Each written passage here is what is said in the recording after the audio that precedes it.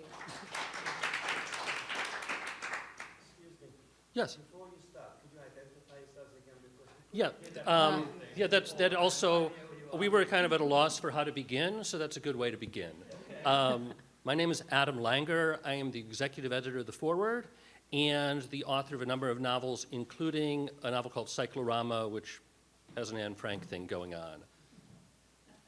And I'm Dr. Lauren Bairnsfeather. I'm CEO of the Anne Frank Center USA. And it's so nice to see all of you and to be with you today, Adam. Thank you. Likewise. Can we start this, because I know what I do most of the time, but you are the CEO of the Anne Frank Center. Yes. What do you do? What does the CEO of the Anne Frank Center do? Many things, but why don't I tell you what the Anne Frank Center does, and then if there's interest in knowing more about what I do, I'd be happy to talk about that too. So we are an organization founded in New York in the 1950s by Otto Frank.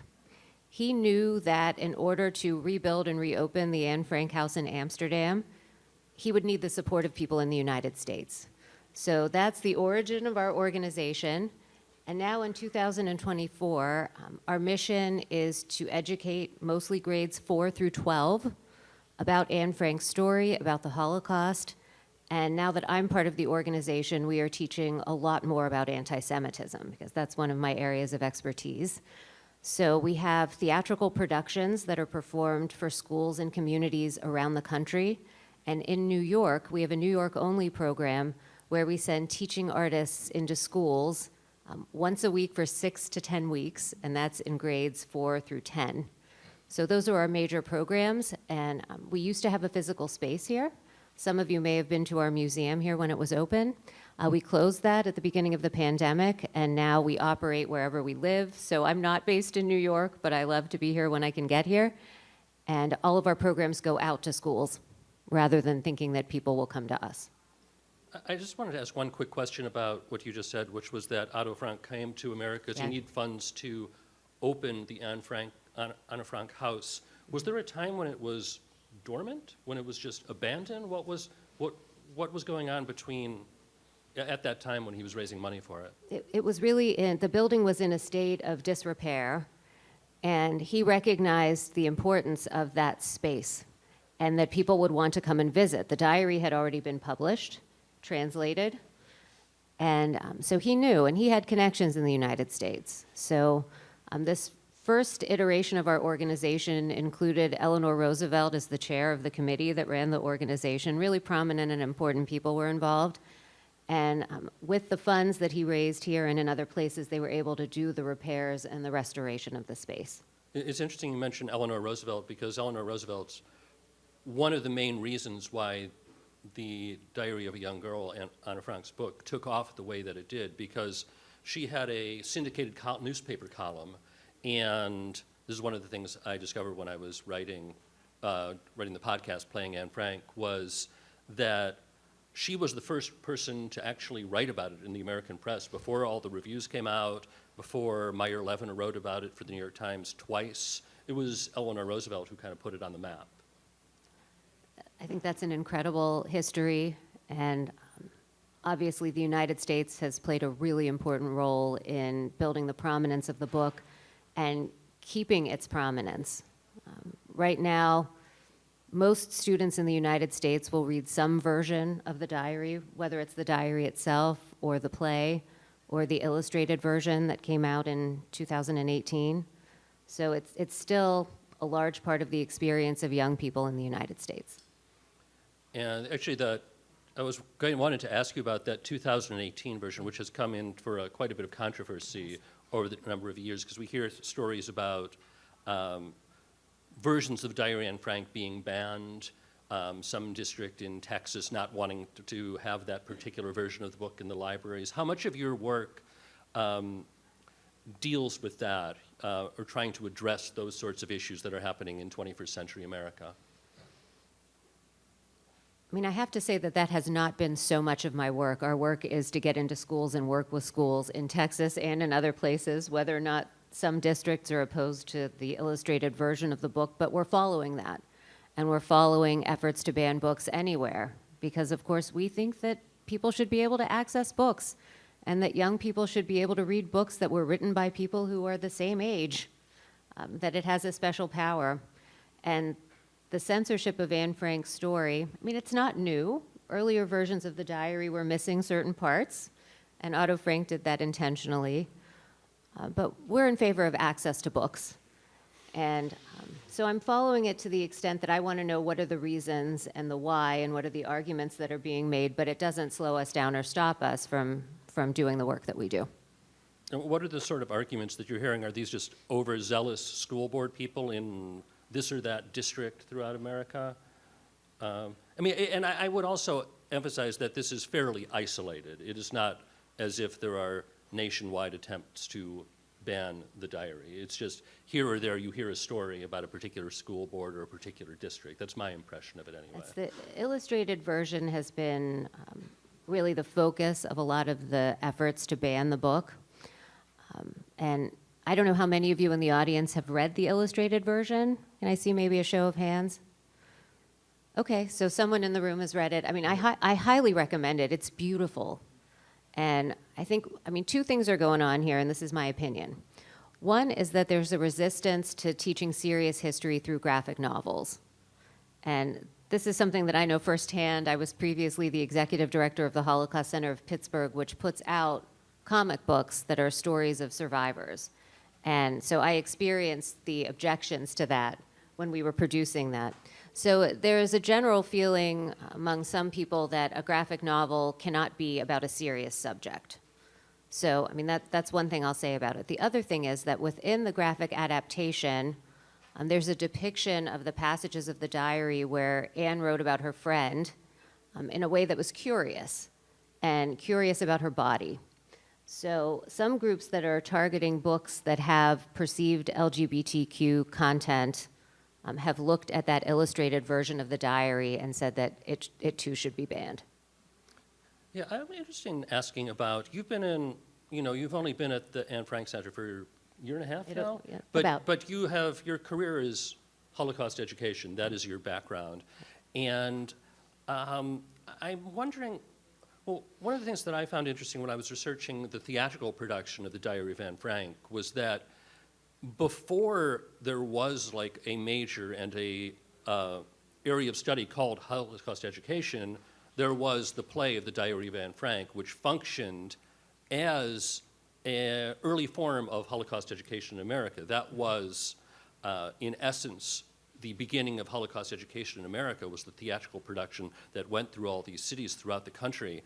I'm wondering, how have you seen, obviously, I'm talking about the late 1950s. You were not doing your PhD in the 1950s. But Indeed not. no, nor was I, nor do I have one. Nor were you. But my question is, how have you seen Holocaust education transform even in the time you've been here? What's different about it? Are there new challenges? How has it changed? Yeah, so just to elaborate a bit on the time I've been here, my original job out of college was at the Holocaust Memorial Museum in Washington, D.C.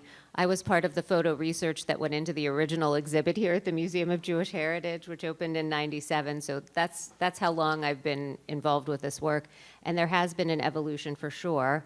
And that evolution is related to Holocaust survivors and their level of activity in the work. So Holocaust education originally might have been that you would read the Diary of Anne Frank, you would read the Diary of a Young Girl, and you might hear then from a Holocaust survivor. And I'm sure there are some people in the room who had that experience in their education. It was my experience. It was very powerful. And I still meet people every day whose life's work has been motivated by that interaction with a Holocaust survivor. But even in the mid-'90s, we were all very concerned about what we would do when we lost the survivors. So here we are now, nearly 30 years later. In some cases, we still have survivor speakers, but it's rare. And we had to then look at Holocaust education and what we've been doing, especially now in light of rising visible anti-Semitism, and think, weren't we fighting against this all the time? Isn't this what we were trying to do? Didn't we think we were preventing this? So it's caused a real, I won't call it a crisis, but we have all had to think about what we're doing and look at it critically. And the the wake-up moment for me, I'm from Pittsburgh. The wake-up moment for me was the shooting at the Tree of Life building. Like, we have access to all of these students and teachers, and they are all in shock. They can't imagine that this thing happened. Well, we know that anti-Semitism presents an ongoing threat. We didn't teach that. So we've had to look critically at what we're doing and think about, how do we do this better? I mean, that's a long answer to a short question. Do you remember growing up in Pittsburgh or McKeesport, wherever you did, what was your first exposure to the Diary of Anne Frank and the Holocaust? How was it first taught to you? It was something that we talked about pretty openly in my family, though my whole family was in the United States before the Holocaust. So all of my grandparents were born in the United States. So even though we were a Jewish family, it was at a distance. You know, I felt like it was not the history of my family. And, you know, as I've gotten older, I realize, of course, it's the history of my family, because some of my family members came here. I descend from them, and many did not, and they were lost in the Holocaust. So I think that at the time, it was almost a safe topic, though a devastating topic, and very interesting to me. The experience I can point to, which is connected to what I was saying about my family, was when the Holocaust Memorial Museum opened in '93. My grandparents, now of blessed memory, wanted to take my sisters, my two sisters, and me to the museum as soon as possible. So two of us were in college. As soon as we got home, we got in the car and we took a road trip to Washington, D.C. My grandparents did not talk about the Holocaust, but one of the first things they wanted to do when we were home from college was get to Washington, D.C. That's when it was the hottest ticket in town. You may remember that time.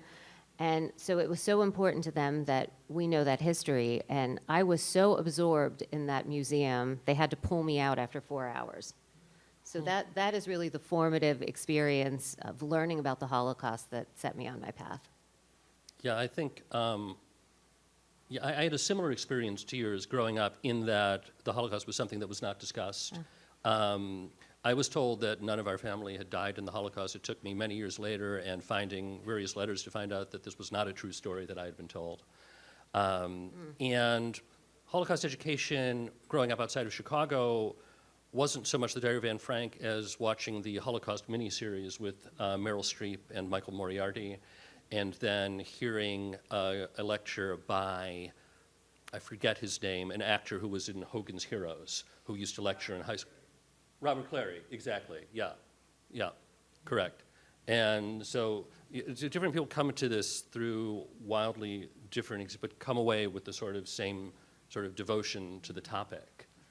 And an interest in it, but the early interest for me was always survivors and their stories. So, I mean, when we read Anne Frank, we read the story of a Holocaust victim, but we know her, like we connect to her.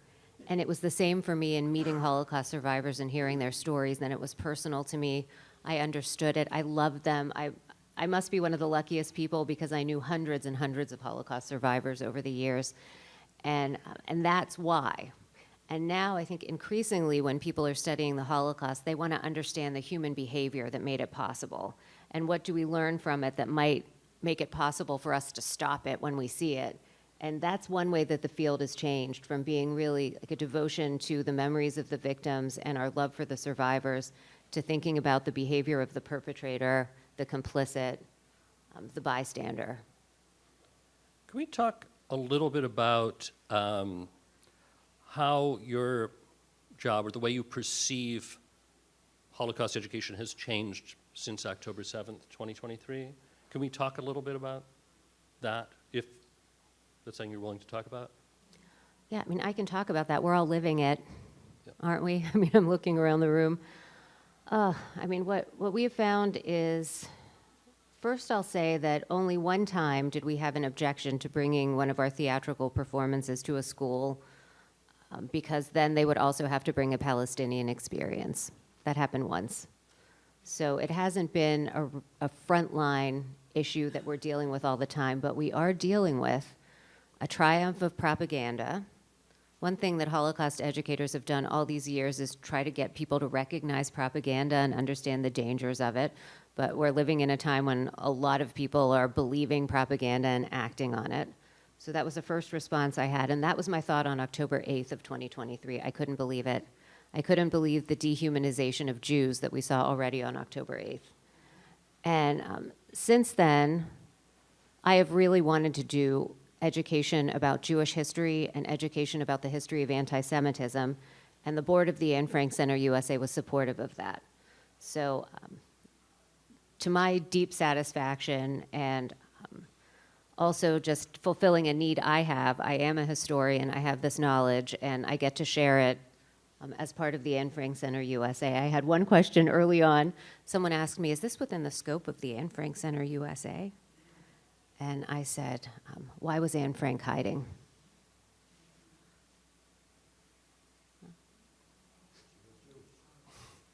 For example, yes.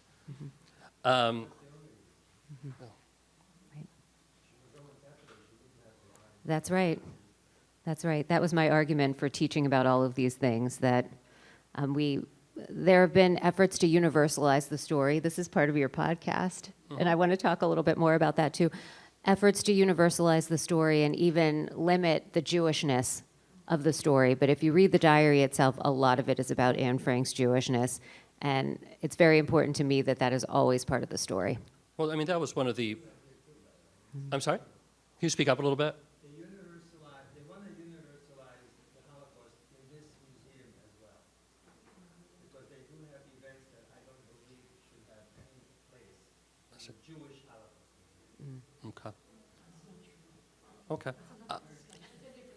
That's a different panel. It's actually interesting if you think about how the play version, which is where my expertise lies, or has for the past couple of years, is the universalization of the Diary of Anne Frank was essentially the point of bringing it to the stage. So early on, there was a different version than the one everybody has seen in their high schools or communities, which was written by an author by the name of Meyer Levin, who wrote the first review of the Diary of Anne Frank for the New York Times, and then tried to get the rights for the story from Otto Frank. And it was a much more religious version, a much more Jewish version, rather, and a much more didactic version. And ultimately, the rights were taken away from him. He did not get to do the adaptation, so they wound up taking two non-Jewish screenwriters who had written such things as It's a Wonderful Life, the Frank Capra movie with Jimmy Stewart, which I'm a big fan of, but who they wanted to have a very approachable, very universal, they wanted to bring this story to non-Jewish audiences. So the producer, whose name was Kermit Bloomgarden, led this effort to, I don't want to say completely de-Jewish it, but to try and make Anne Frank into a much more quote-unquote relatable, as we would say today, character for the audiences of the 1950s. And one could argue about the appropriateness of that, but you cannot argue it with the success of the approach of bringing that story and universalizing it. For 5 or 6 decades running, the Diary of Anne Frank was one of the 10 most performed plays throughout America. Not so much the last decade. Last decade, it's a series of 2-character dramas called Almost Maine. I do not know why this is the most popular drama in America, yet it is. But for about 5 or 6 decades running, it was the Diary of Anne Frank, and a lot of that is attributable to the care that the creators, with the imprimatur of Otto Frank, who approved the adaptation and even had some say in who the actors would be in the film. So, you know, the idea was to make her a universal character. It's interesting that there was a perception that she couldn't have been a universal character if her Jewishness was more apparent. Yeah, no, it is interesting. And also, we're dealing with a very different time. And also, I mean, I think we were dealing with a time in Hollywood where every Jewish actor, named Lipschitz wound up being named Tony Curtis instead. I forget what Tony Curtis's actual name was. So the idea of universalizing the Jewish experience was not unique to Anne Frank. It was very much a part and parcel of Hollywood.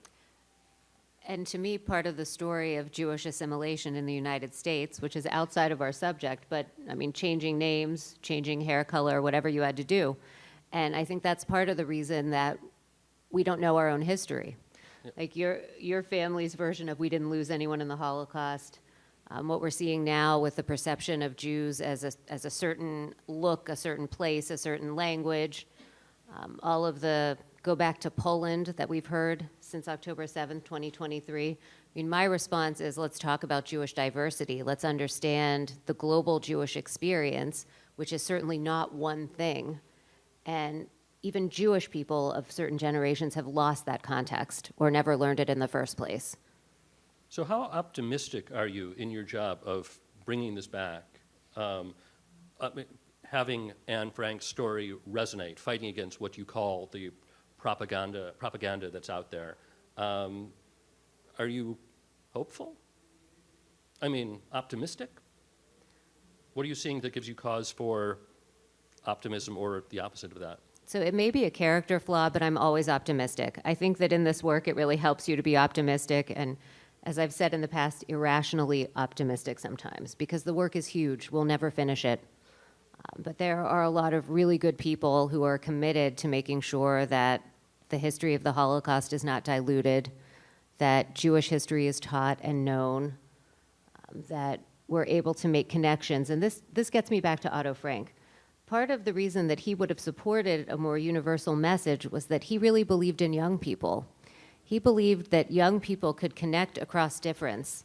And that was part of the work that he was doing in the United States even in the 1950s. So as we do our work now at the Anne Frank Center USA, much of which is with non-Jewish audiences, we also believe that people will connect around stories and across difference, and that the things that separate us are efforts to separate us. So let's make an effort to come back together again. And I am optimistic about that because I see it work. Now, can I reach millions and millions of people? Not today, but we'll keep working on it, and that's how we get there. Yeah, I was also thinking, when I was talking before about Anne Frank being the early entrance to Holocaust education for a lot of American students and a lot of American communities, I couldn't help but notice that, I don't know, it was maybe a month or two ago when we saw picketing of neo-Nazis in front of a production of The Diary of Anne Frank in Michigan. And what I found, other than how disturbing this was in the late 50s and 60s when The Diary of Anne Frank was on a traveling national tour to Beaumont, Texas, to Knoxville, to the Deep South, to the places where Jim Crow still reigned, there wasn't any of that. And that was something that we're seeing, like a new volatility that even when this play was brought to communities 70 years ago, 65 years ago, we haven't seen, which is, cause for concern, perhaps. It's definitely cause for concern. I agree. But part of it, again, because I'm an educator, I believe that people can learn, and anytime I teach, I'm learning. Clearly, there is no connection between a production of The Diary of Anne Frank and any protest that's going on right now. There's no historical connection. There's no legitimate connection.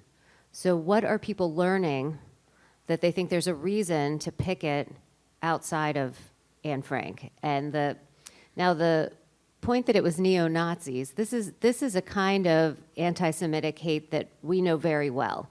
This is the kind that researchers studied and tried to understand, this white nationalist anti-Semitism. It was the motivation for the shooting in Pittsburgh. And then for shootings after that were against other minority groups. So that's something that we understand well and that we've really been working to counter. It's other kinds of anti-Semitism that are emerging that we haven't researched as well that can be a little bit harder to address. So we really have our work cut out for us. And I've noticed that our conversation has mostly, the title of this was Beloved and Banned, and I feel like we're talking a little too much about the banned and not enough about the beloved. And I just want to know, from your opinion as the CEO of the Anne Frank Center, why is it that this particular document, this particular book, this book that, you know, could never have seen the light of day has become, I don't know, up there with the Bible in terms of how many millions of copies it has sold and been read and been translated to? What is it that you see and you see people still now connect with that people are responding to? Why? For me, it's her humanity. So, I mean, I talked to someone recently about the book, and she said when she read it, she felt like it was like reading something private that she should not have been able to read. I mean, it draws you in. I read it, recently I was reading it, and I was laughing out loud. She was funny. I mean, she was smart and observant and hopeful and all the things that people love her for, but she also was just a very well-rounded and interesting character. I mean, I honestly laughed out loud, like, I can't believe this, because you approach it with reverence, and then you find that you think, I mean, there's part of it where she's talking about Peter all the time, and I thought, oh, this is like my little sister when she was really annoying me. I mean, it has all of those elements that are so real and relatable. So when I think about how do we make Anne Frank relatable, read Anne Frank. Like, it is one of the most relatable things I have ever read, and it's like that for all ages of readers. I've talked to several people, adults who picked up the diary at the beginning of COVID when we were in lockdown and found hope in it. And maybe they identified with Otto or with Edith, maybe less with Anne. But it is such a powerful work of real life. From the perspective of Holocaust education, I always wanted to wrap context around the diary, because I knew that if the diary is the only thing someone reads and it ends before they're captured and it ends before they face the worst of it, we need to make it clear. We need to explain that this is a German Jewish family, that they left in 1933, that they left earlier. One thing that, if anyone in the room has taught the Holocaust, there's always someone in the room who asks, why didn't the Jews just leave? Right? So here's an example of a family that left, but they didn't go far enough. He had reasons for thinking Amsterdam would be safe. There's so much opportunity to do a deeper engagement with the history of the Holocaust in the book. So as a Holocaust educator, I always really like that. But the beloved part of it, I think, comes from the fact that we really feel like Anne is sharing things with us that maybe it's a little bit too much information sometimes, but we feel like she's a friend or an annoying little sister sometimes. Well, it's also true that the voice of it, the literary voice of it, some of our most popular enduring works of literature are from someone about her age, but they're rarely written by someone who is her age. Mm-hmm. So the Diary of Anne Frank was published in America within 12 months, give or take, of Catcher in the Rye. But that was not, and people relate to Holden Caulfield, people relate to Huck Finn, people relate to David Copperfield. But all of those are adults who are putting their voice into some of that age, and very convincingly as well. But this is one of the rare instances where it's people connecting with someone that's not mitigated through an adult trying to mimic the sounds of someone her age. But that said, she wrote at a high level. I mean, Yep. she was a very sophisticated 13, 14, 15-year-old. Yeah. Sure. I was wondering, should we throw it open to audience? Do you have questions, other things you want to discuss? Should we throw it? Yeah, we do have something. About 10 years ago, as an educator, I hired this performer who told her this whole conversation with Anne. Yeah. It's through our organization. Yeah. Remember? Yeah. Oh, so we do like the program. You know, tell me. We had about 150 6th and 7th graders, it's up in Ridgefield, Connecticut, Mhm. and we had their parents who are the ones who become older siblings. And this woman, this actress, I believe she pulled excerpts from her diary, read them in period costume, pieces of furniture, and spoke in soliloquy, and then had the kids do a question and answer program where it was fascinating. It was like Yeah. nothing else that I had ever exposed them to. They would just ask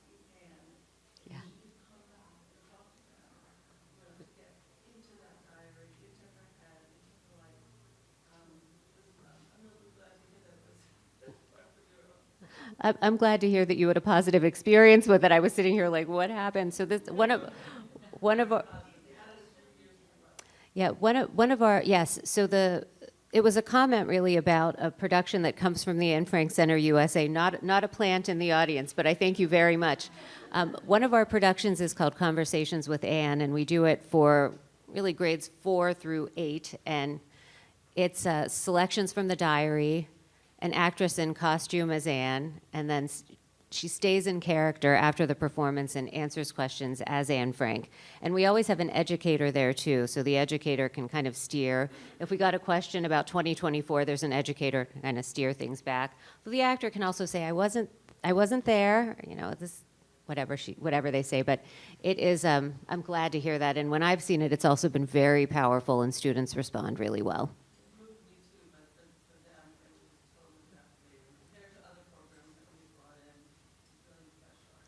So we absolutely still do it. So if there's anyone in the room who would be interested in bringing a theatrical performance to your community or school, talk to me after. Thank you. I was actually interested, we're talking about the kinds of Holocaust education that really connects with people. Have you seen any forms of Holocaust education that don't work? Are there certain things where it doesn't connect? Can you think of any examples that's not a good way to teach? I generally look in the mirror for that because I'm trained as Come an historian. on. No, seriously, like if you get up there and you give a dry lecture to 12-year-olds, it's not going to hit. Yeah.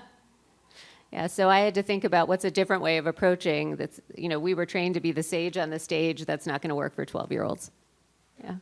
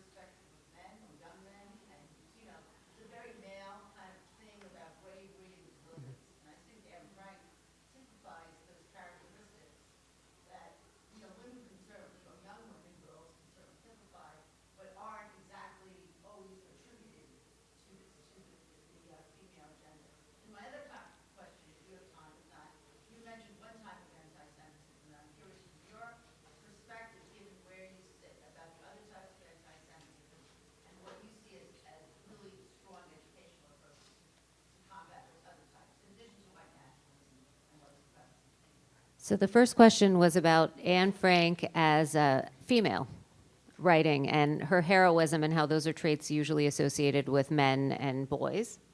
Is that a fair? And the second is about how to address different types of anti-Semitism. So to your first comment, I'll say it's really significant that we're hearing from a young girl.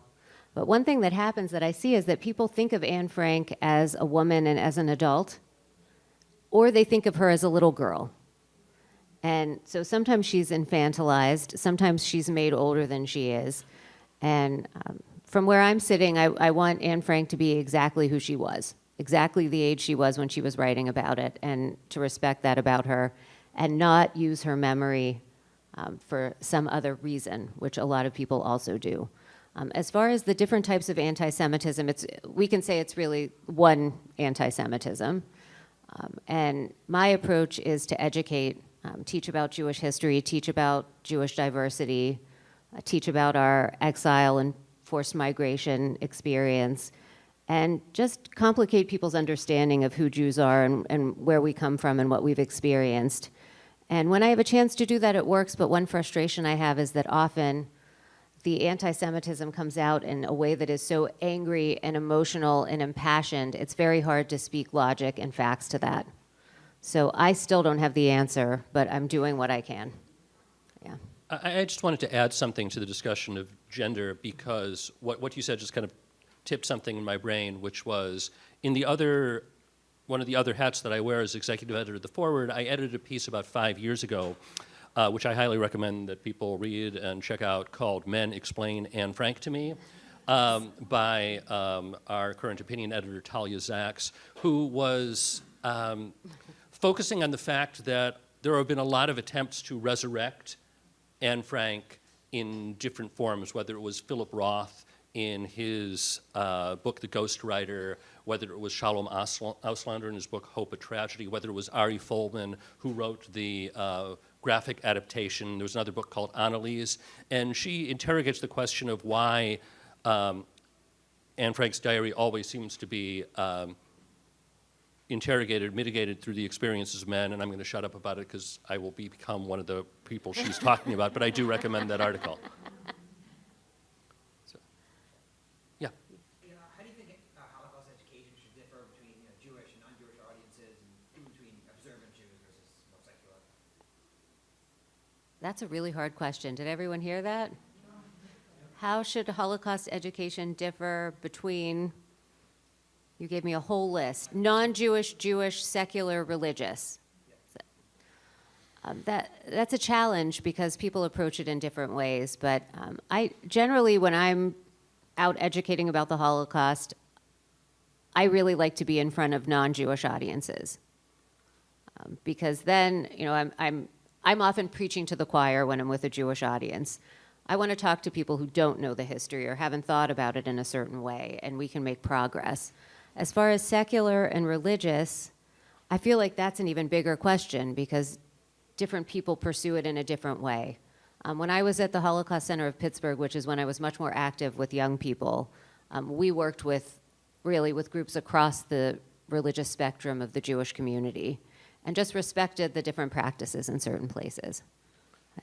Do you find yourself teaching differently depending on your audience? And if so, how so? I just wanted to follow up on that question. So I really try not to because I would say that this is some feedback I got, and it was a mostly Jewish audience that I might have said while I was teaching, you've probably heard about, or I'm sure you know about, and that was alienating to people who hadn't heard about or didn't know about. You can't make any assumptions about your audience. So, when I'm most successful, I'm aware of the audience. One way that I might change what I'm doing is if I'm teaching in a certain geography with a really interesting and different Jewish history. For example, I was in New Mexico, in Albuquerque, and I thought, I can really talk about the conversos here and, open up they have a particularly interesting American Jewish history. So there I might add content that will connect me more to the audience, but as far as the content about Anne Frank, the Frank family, the Holocaust, it doesn't change very much. Have you taught in small rural communities with very few Jews that, don't really know much about Judaism except that they do use the tropes without really even knowing what they mean? So the question is if I've taught in small rural communities with small, if any, Jewish community, and if people there are using tropes without knowing. Yes, of course, is the answer to that. And the reason I say yes, of course, is that I'm based in Pittsburgh, and in Pittsburgh, you can go about 3 miles from the city center and be in, Okay, yeah. Yeah. Actually, I'm thinking a place in Pennsylvania, St. Mary's, way up in the north and west part of, and it's totally, there's not I don't think, a Jew for 200 miles, except for my son. And it can be so hard to imagine that when we're sitting in New York. But I grew up outside of Pittsburgh, and ours was one of 3 Jewish families. So even when I was growing up, I grew up, with a real strong Jewish identity, but mostly around non-Jews. Yeah. Yeah. You talk about bringing Anne Frank into the classrooms in the United States. Do you know what's going on in Europe? Is it still part of the curriculum? Is it still a book that people are reading? Yeah, people are. What's going on here in Europe? So to my knowledge, which is not comprehensive, and the question was if Anne Frank is being read in Europe. Okay, to my knowledge, yes, Anne Frank is still being read in Europe. There have been similar efforts to ban the book. This I know from the Anne Frank Fonds, which is the foundation in Basel, Switzerland, that has the copyright to the diary. Otto Frank set up Anne Frank House in Amsterdam and the foundation in Basel, which is a family foundation. And so they are tracking this because they have the copyright. So the diary was translated into 70 languages. The graphic adaptation came from the Fonds in Basel. So I know from them that even since the ban, sales have gone up all over the world. And yes, they're still teaching Anne Frank in Europe. I'm letting. Yeah. There have been some wonderful projects like the Paperclips project. Yeah.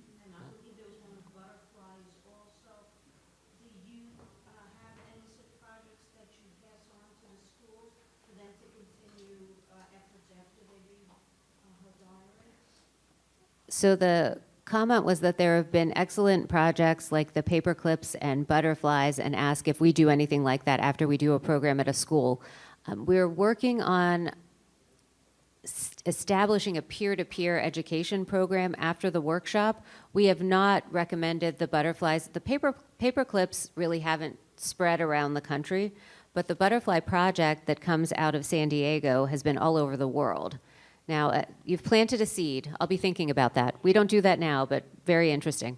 I mean, do you have like a dream project? Like if you could do anything you wanted in terms of bringing Holocaust education to the world, do you know, or can you not think of those terms because it's so specific that you can't think beyond what you can do day to day? I tend to think more nuts and bolts than a dream project with this, but I have been eager to get in front of more audiences to open up a deeper, a little bit more challenging conversation about Jewish history and anti-Semitism. And because we're the Anne Frank Center USA, as someone said to me recently, I mean, you're the Anne Frank Center, you're PARV.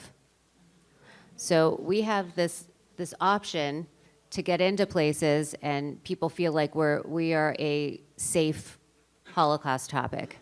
And I don't say that without thinking critically about it, but I mean, when I became involved with the center, I saw that as a great opportunity to go to places that maybe you wouldn't think Holocaust education is supported or available. So I guess if I had to think about what is my dream, I want to get into the places where there aren't any Jewish people. I want to go to the areas that are believing anti-Semitic tropes or buying into the kind of ideology that fuels violence, like the attack on the Tree of Life. And there's an opportunity and a need to do that. Sure. I'm really curious about, given what you just said, do you discuss Israel as part of your Holocaust education, and then how do you do it? I know it's a big question. I feel like we might want to put that on the, We can put that aside. maybe for the time put that in the parking lot, but we, no, it's an excellent question. So we'll put that in the parking lot while I formulate my response. Okay, well, so think about that, and yeah. Curious, where has the book been banned, and if you could tell us a little bit more about that, and have you worked with those school districts, what has been the sort of activity around that? So I don't have in mind really a reliable list of the places that have banned it. I know one county in Texas, mouse was banned in one place in Tennessee and Florida. It's generally around the south of the United States, and we're active there. And it's generally it's generally like a list of 500 books of which the Diary of Anne Frank is on a list, as opposed to that specifically, but that's at least what I've seen. But this is often what I've seen is some parent has an issue, a school board makes a recommendation. I'm not sure how many of these have actually been followed through and the book has actually been taken out of the library. I'm not sure about that. And related to that last sentence, there are other stories where the librarian makes sure that the book is still available, or that other libraries make sure that kids can still access the book. And Yeah, and from the beloved to the banned, there's also the librarian in Texas who was fired or teacher or librarian in Texas who was fired. Yeah, back there. I have a question. I live in Minneapolis, not the biggest Jewish center in the country. Plenty of our forward writers come from Minneapolis, so, you know. And they're excellent, excellent. But as far as what you offer to the Anne Frank Center, do you do any virtual programming or, for example, conversation with Anne Frank? Set that up virtually for schools, for example, with student schools, things like that? Have you done that? yes, definitely. I mean, I think like many nonprofits with public programs, we began to do virtual programs with the pandemic and continue to do them. So we offer virtual performances. We also offer virtual tours of the Anne Frank House. So again, I'll hang around, and anyone who wants to give me your information, please do. Yeah, thank you. Yeah. Question about negativity towards the book at universities, within university curricula. And secondly, I've been reading about books being banned because they were too violent. People didn't want to see violent experiences.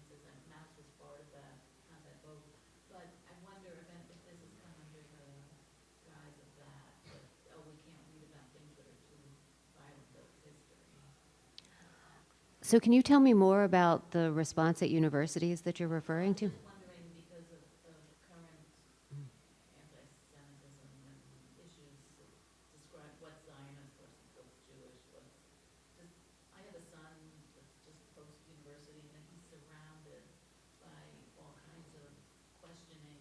He constantly thinks that people don't understand Judaism versus Zionism versus Israeli politics. But that there's been a lot of, I would wonder more about curricula in colleges. Who would say, oh, we're not having that book on our curriculum anymore because it's controversial as far as Judaism. Though I would say the Diary of Anne Frank is more generally read in middle grade, Middle school, grade maybe and high school. but yeah, Community colleges. yeah, that's sure. I know lots and Yeah. lots of people who Teacher are graduate education. Yeah. Yeah. Teacher education is an interesting point. Yeah. Yeah, it seems like we're going back to the parking lot where you wanted to leave some, but we have other questions here Okay. as well. No, I yeah, mean, I will come back to that, but yeah. yeah. Yeah, as you think about just the higher goal of combating anti-Semitism, do you think that the objective you should have is just get this book and the content in as many places as possible, and that will kind of allow it to do its thing? Or after we've seen so much anti-Semitism festering in new places, if you can use your microphone in new ways to use this content to combat it better? Did everyone hear? No. So I'll repeat. So the question is, do I think that to reach my goal of combating anti-Semitism, I should get the book in as many places as possible, or that I need to use my microphone for a new approach? And I would say I need to use my microphone for a new approach. For very early on in this conversation, I was talking about 30 years ago how it was meet a Holocaust survivor, and we felt like that was the antidote to everything that we're seeing right now. And we know that it didn't work that way. And there's been some criticism of Holocaust education and our museums for not stopping what we're seeing now. And to that, I say that wasn't our mission. I mean, when I read all of the criticism, I said there wasn't a Holocaust museum that was built to explicitly to end anti-Semitism now. We were there with a remembrance purpose. We wanted to educate about the Holocaust. So I felt like that criticism was unfair. After the shooting at the Tree of Life, I attended a meeting of the Association of Holocaust Organizations. So the shooting was October 27th, 2018. The meeting was January 2019. It was so raw, I almost didn't go. I mean, I was still... So I went to the meeting in a session about directors of museums. I suggested that we should all be teaching more about anti-Semitism. And I was met with anger, refusal. Someone said I stay in my lane. So it'll be 6 years ago that this meeting took place, and now all of the museums are doing that because we have to, but we didn't see ourselves that way. I was wondering, in terms of what your mission is, and do you recommend or books other than the Diary of Anne Frank when you are there other things that you recommend? Like my daughter's curriculum involves Elie Wiesel's Night, for example, not the Diary of Anne Frank. But what do you, or is this is the Anne Frank house, therefore that's the book, and that is our major concern? I recommend that people hear the voices of Holocaust survivors. So definitely, we exist in part because we preserve the memory of Anne Frank. We want as many people as possible to interact with her words. But I was talking about Paul Celan the other day. I was talking about Elie Wiesel. So, I mean, we really open a door with Anne Frank's diary, and for students who take a real interest, they're really wonderful memoirs to read. And if people are interested in other subjects I'm addressing, then I can make other I recommendations just thought too. since we were at the Jewish Book Festival, we should talk about Read Jewish books. Read Jewish books. I think we have time for a couple more. Yes, sir. Yes, I'm just curious, you mentioned earlier that you like doing Holocaust studies, Holocaust education in front of non-Jewish audiences. But on the other hand, if you educate the Jewish audience, wouldn't they be like almost messengers to go after the rest of the world and counteract the Holocaust denial and the anti-Semitism that way? So you have more soldiers going out on the field rather than less? So the question is, don't I want to educate more Jewish people so we have more soldiers on the field going out to counter misunderstanding and to educate? The painful reality is we are such a tiny minority, and I find that people don't know that. People really don't know that, and it's something that we've heard since October 7th. If you ask someone how many Jews do you think are in the world, people say 1 billion or some number. So I think that we need for Jews to be educated and be out there telling our story, and for our non-Jewish friends and allies to get out there and do the same thing. Yeah. I just thought it would be more of us going out there, spreading the story, we educate our Jews better. And I want to do that too. I take your point. Yeah. Good point. What about additional diaries of the time? I was on a roots trip to Poland. I went to my grandmother's town, and they said, this is the Anne Frank of Chevis. And the woman's name, the girl's name was Basia Rosenberg. She's not the writer that Anne Frank was, and she hasn't been translated from Polish. I had a Polish friend translate it, and it made her cry. And it was worthwhile because it was a first person account. There are many diaries. So I like that question. If the question was about other diaries from the Holocaust, and there are many, and I'm sure some people in the room, see, there I go again, I'm sure. A woman, Alexandra Zapruder, some of you may have met. Her book is called Salvaged Pages, and it's children's diaries from the Holocaust. And we continue to learn about the diaries that she discovered and uncovered and that are published in that book now. There's a beautiful exhibit at the Holocaust Museum, Houston, about children's diaries, and increasingly we'll hear from more and more young voices. Yeah. And they need to be translated as well. Yeah, there's a need to translate, and that's why Salvaged Pages is such a valuable resource for educators, because everything is translated. Let's take one or two more. Yeah. This is more a comment. Just for your information, we're 0.2% of the world's population Jews, 2% of the U.S. population, and I'm Canadian, we're 1%. Yeah, so the comment was that Jews are 0.2% of the world's population, 2% in the United States, 1% in Canada, and it's Yeah, we swing every election. yet that's right, so powerful. And I think one point that I've made a lot after October 7th is that, because I like to teach about global Jewish history, but now we're not so global now. We're mostly in the United States and Israel. And I want people to understand why a threat to Israel, and I think the woman who asked the question about Israel is left, but why a threat to Israel hits so closely to us in the United States. And even for the Jews in this country who don't feel a connection to Israel, because of the perception and the way that people are equating Jews everywhere with Israel, a threat to Israel is a threat to Jews everywhere. Okay. And I guess let's leave it there with the applause and that line. Thank you, everybody, for coming. We'll be around to discuss, and thanks again.